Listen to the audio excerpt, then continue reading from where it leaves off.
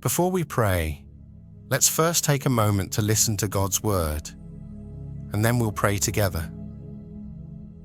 There are seasons in life where it feels as though too much has been lost. Perhaps you look back and think of opportunities that could have changed the course of your life, but somehow passed you by. Maybe there were relationships that could have brought great encouragement, support, or joy, but for reasons you can't fully explain, they ended or never began. Maybe it was a dream you carried in your heart for years, only to watch it fade away. It could even be seasons of life that you can never seem to recover from. When you carry such thoughts, it's easy to feel discouraged. You might start to believe that what is lost can never be regained. But the truth of God's word tells us something very different. We serve a God of restoration. The Lord is not bound by human limits. He is not restrained by the finality of our mistakes or the cruelty of our circumstances. What is impossible for man is still possible for God. The Bible gives us clear pictures of His restoring power. In Mark chapter 5, verse 15, we see a man who had been tormented beyond human help. The scripture says, "Then they came to Jesus and saw the one who had been demon-possessed and had the legion, sitting and clothed and in his right mind, and they were afraid." This was no ordinary situation. This man had been living among the tombs, isolated from society, consumed by unclean spirits. Day and night, he wandered the mountains and graveyards, crying out in agony, cutting himself with stones. No one could restrain him. By every human measure, he was beyond saving. But then, he encountered Jesus. In a single moment, everything changed. The torment stopped. The oppression lifted. His mind was restored. His dignity was restored. His peace was restored. He was clothed again with the covering of God's mercy. This was no partial healing. It was complete restoration. Another example is just a few verses later, in Mark chapter 5, verses 41 and 42. A young girl had died. Her life had been cut short. But when Jesus came to the house, he took her by the hand and said, "Talitha cumi," which means, "Little girl, I say to you, arise." Immediately, she stood up and walked. Her life, which had ended, was given back. Her parents and everyone present were overcome with amazement. In both these stories, one truth becomes clear. Jesus restores what seems lost beyond repair. Whether it is a shattered mind, a broken body, or even life itself, He is able to bring it back. Nothing is beyond His reach. So, if your prayer today sounds like, "Lord, I need you to turn things around in my life," you are praying to the right one. If you find yourself saying, "Lord, I need your favor. I need your goodness and mercy to follow me. I need you to bring me into a new season.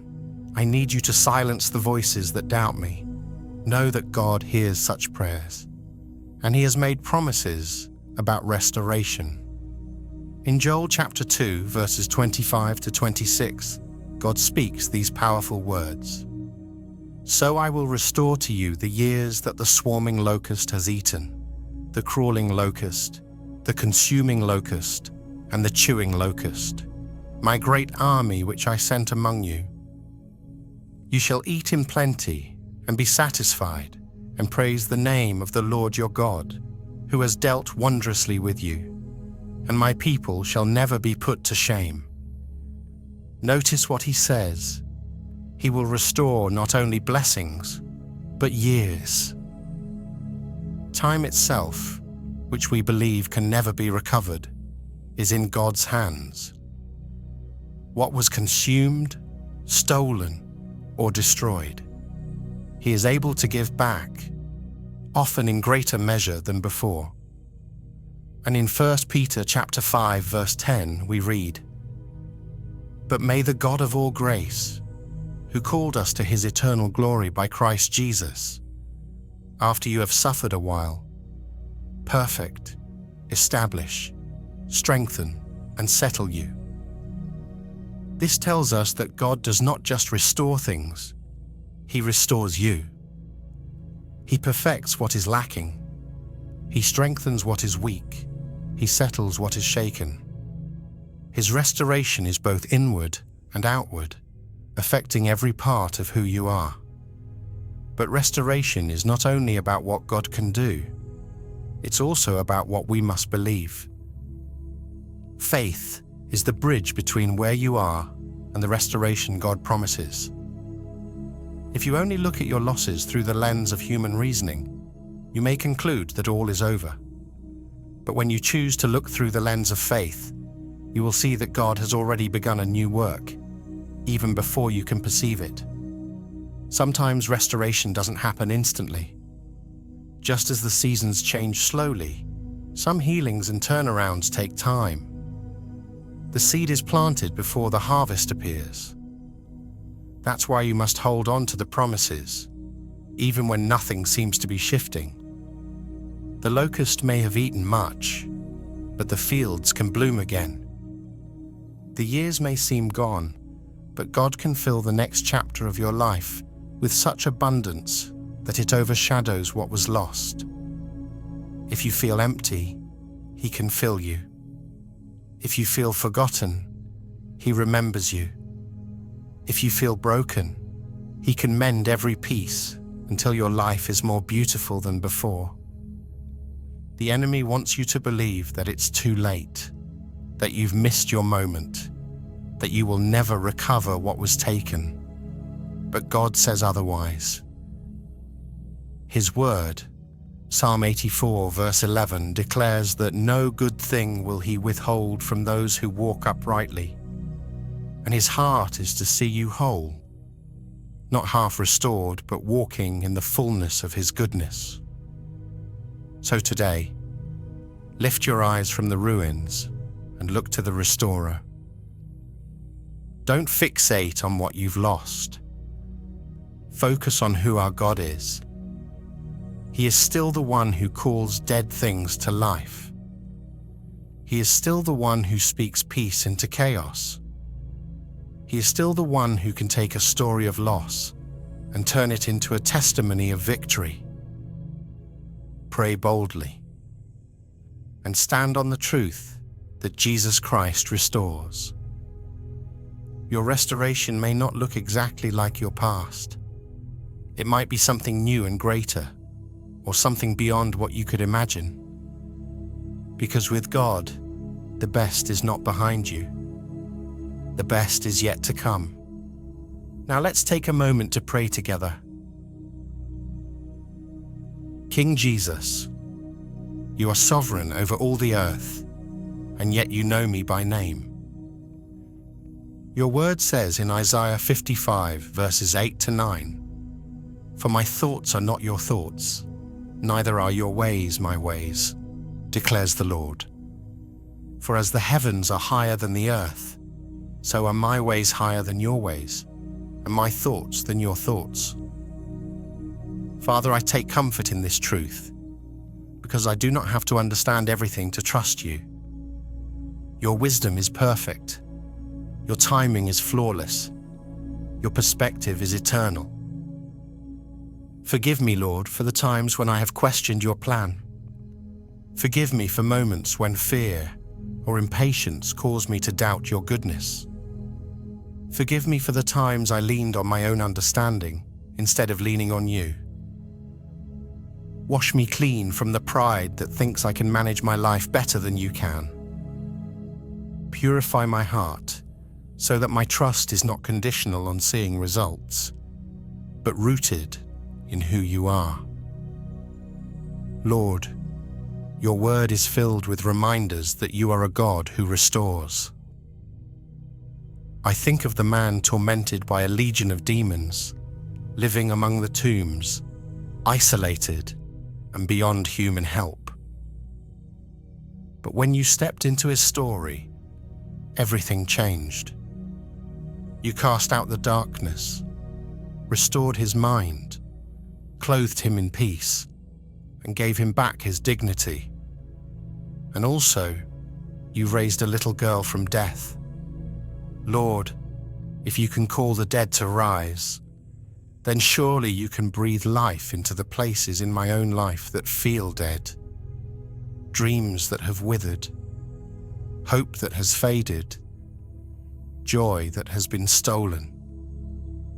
Father, I lay before you every loss, every disappointment, every unanswered question.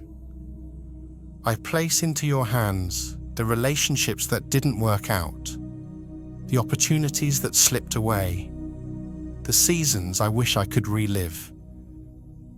I release them all to you because I believe that you have something greater in store.